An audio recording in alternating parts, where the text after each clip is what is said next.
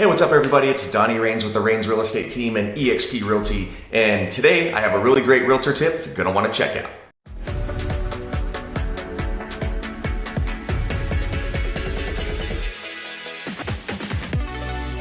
Today's tip is all about realtor feedback.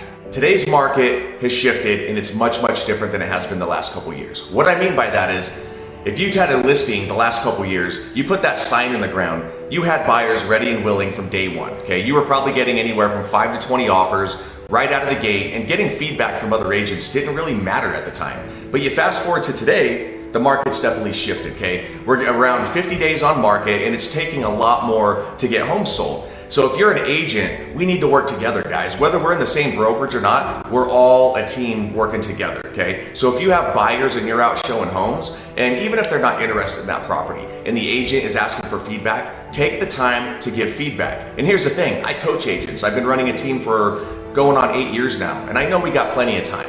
So I know we can do better, but we need to work together, help each other out, and that's just gonna make it a lot easier for all of us to get our houses sold. So remember guys, we're all a team, we're in this together.